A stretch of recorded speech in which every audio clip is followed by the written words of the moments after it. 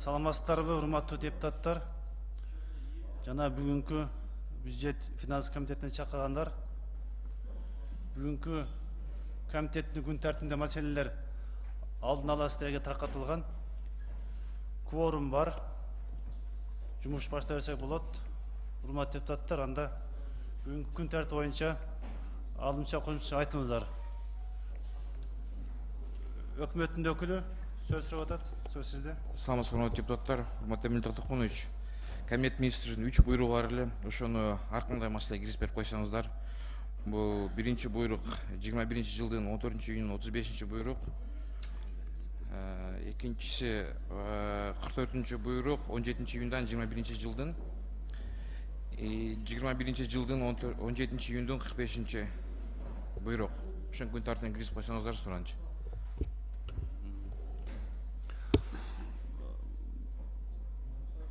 Материалдар таркатылганбы? Комитетке келип түштүбү материалдар? Урматтуу депутаттар, анда кошумча маселелер өкмөттүн өкүлү айтты. Ошолор эске алуу менен, урматтуу депутаттар, биздин коллегабыз Ибраев Саматбек дагы кошуп атат. Кошумчасы бар экен, сөз сизде. Саламатсыздар. Бүгүнкү маселеге. Рахмат. Айтып койсоңуз. Эмиль Токтокунович, ар түрдүү маселеге мен өзүмдүн маалыматым бар эле. Анан ошол маалымат боюнча чечим кабыл алсак деп ошондой айтайын да. Ар кандай маселеге кошконго сунуш кылып атасыз. Урматтуу депутаттар, сунуштар түштү, анда оюңузду айтыңыздар. Сунуштар боюнча. Жок болсо анда добушка коем, урматтуу депутаттар, күн тартибин беките алуу боюнча. Макул, каршы жок. Күн тартиби бекитилди. Жумушубузду баштай берсек болот.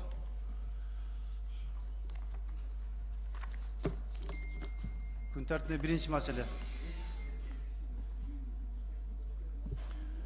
Кыргыз Республикасы жана Азия өнүктүрүү банкынын ортосундагы кредиттик жана гранттык макулдашуулардын долбоорлору макулдашууга киргизилет.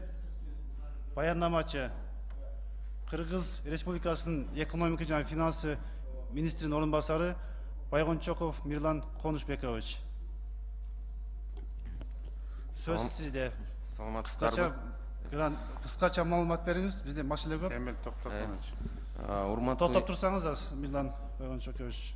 Сөз нышаны Сайылдуу Камбатович да. Бул жерде докладчик Жапаров Акылбек Сөнбекович дейт турат да.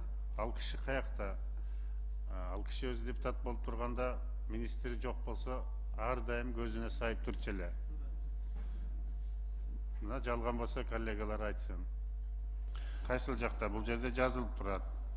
Эгер ооруп калса, же Кыргызстанда болбосо, же башка регионго кетсе, түшүнөбүз да. Кайсыл жактан? Келип эле сиз окуп атасыз, урматтуу министрдин орун басары. Эмиль Токтокунович, сиз ушуну карасаңыз, анан убакыт бизде материал көп болгондуктан тар болуп атат. Ошол эртең менен 10-да келип ким иштейм дегендерге карап сөздү берип, анан саат 1-ден 2-ге улайм деп турбасаңыз. Эми сиз 6 жыл депутат болдуңуз, уже бардык нерсени түшүнүп калдыңыз. Ошого карап койсоңуз, сиздин көңүлүңүздү бурат элем. Министрди жок болсо кийинкиге жылдырайлы. Туура чакырылганда Акылбек Сөнбекович чакырылган, биринчи лицо. Ордуна Мирлан Конушбекович келиптир. Өкмөттүн өкүлү да суранды. Сиздер анда Акылбек Сөнбекович эмне келген жок айтыңыздар. Эгер жүйөлүү себеп болсо биз түшүнөбүз. Болбосо азыр туура чогуу чечим кабыл алабыз. Эмиль Токтокунович, Акылбек Сөнбекович азыр кабинет министринин төрагасында жыйында отурат да. Бүгүн саат 10-да экен да.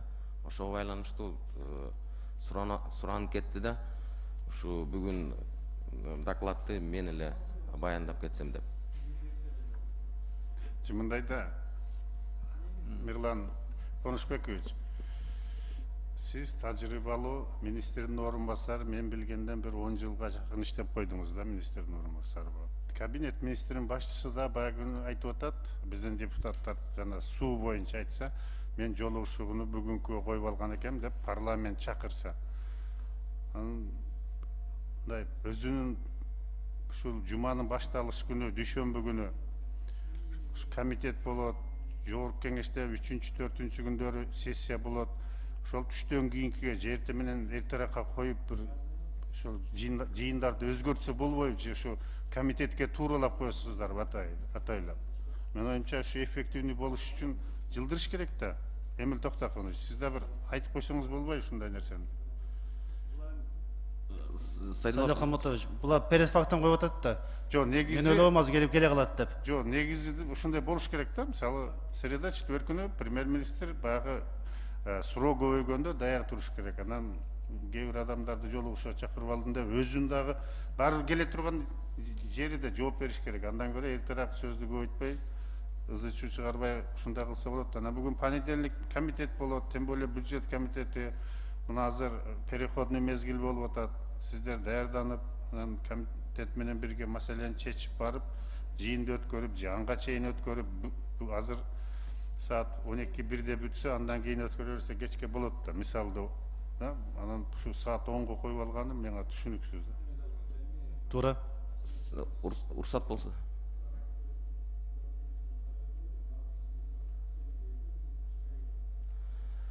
Эми депутаттар өзүбүз чечебиз, туруңуз азыр. Марина Абдрахманович да сунушун айтып атат.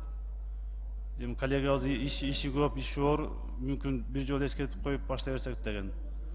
Анан Сайлау Камаловичтин айтканы туура, себеби биринчи күнү баары билет комитет болорун. Алар билет бардыгын. Анда мен азыр добуш коем, добуш менен чечели. Сөз Тарел Улукбековичте. Эмил Токтокович, мынакей күн тартибинде 3 маселе экен, ар кандайдан чыгар да. Бирде бүгүнкү күндүн зарыл маселеси болуп турган энергетика тармагы боюнча да министри жок. Күндүн зарыл болуп мына ковидтин пиковой даражасына келип калганда да Минздрав да жок. Каражат бөлүп берүү боюнча суранып атышат. Биз каяка эмне экенин жоопкерчиликти де кимиси тартат, кимиси жооп берет. Анда шыр эле баяндамага ар бирөөнүн зам деп көрсөтүп коюш керек болчу. Ар бир министрликти көрсөтүп атабыз, бу жерде мына бирөө да жок. Зам чечпейт, жооп да бере албайт бүгүн.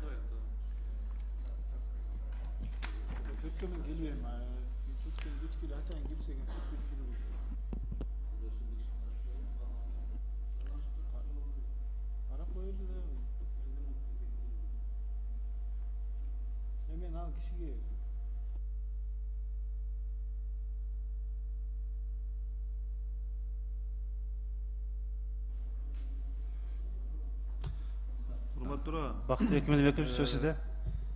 Конечно, Алтынбек Усунбековичти колдойбуз. Буга чейин биз коллега болуп кеткен. Бирок өкмөткө барганда эле ушу жугуш тоорулар пайда болуп калат экен да. Жугуш тоорулар баягы келбей же мисалы биздин Алтынбек Усунбековичке да жугуп баратабы түшүнбөйм. Бирок ал киши андай жок эле. Мен Сайлау Камаловичти колдойт элем да. Эгерде бүгүн мисалы биринчи лицолор келсе, абдан жакшы болмок. Бул жерде айткандай саламаттык сактоо министрлиги, ички иштер министрлиги, энергетика министрлиги, СТНдики, по-моему,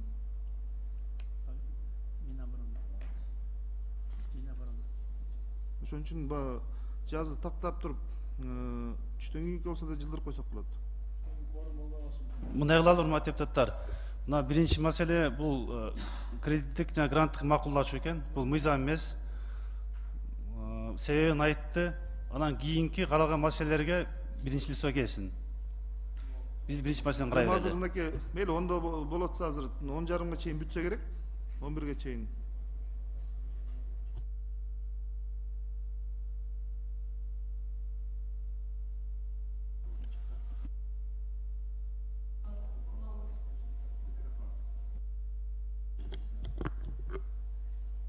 Азыркы биринчи маселени карай берейин деп атпайсыздарбы?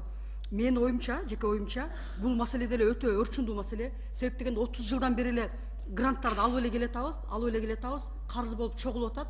Бирок анын баардыгы каяка иштетилип атат, эмне иштетилип атат деген маселелер да бар да. Бул жерден мисалы үчүн сумма деле жакшы экен, 80 миллион доллар экен. Анан берилүү убактысы да жакшы экен, 24 миллион. Булар кайда кетет, эмне болот? Ошолор жөнүндө деле менин оюмча бир жакшы мындай маалымат керек болот. Бул жерде жазылып турат, чакан жана орто ишканаларды өнүктүрүү депчи. Ооба, бул да аябай жакшы маселе. Бирок именно кайсы тармактарга бөлүнөт, кандай болот деген суроолор бар да. Анда урматтуу депутаттар, добуш коем, ана биринчи маселени карай берели, кийинки маселелерге биринчи листоо келсин деген сунуш түштү. Добуш менен чечели анда.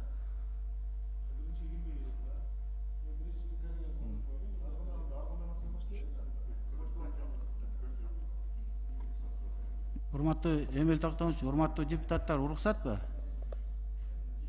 Урматтуу Эмил Токтогонович, бул энергетика маселеси боюнча мен министрдин орун басары Ибраев Талабек Оңкеевич кече саат 10:25 биздин министр Казанга учуп кетти, жана КамАЗ авто боюнча маселе.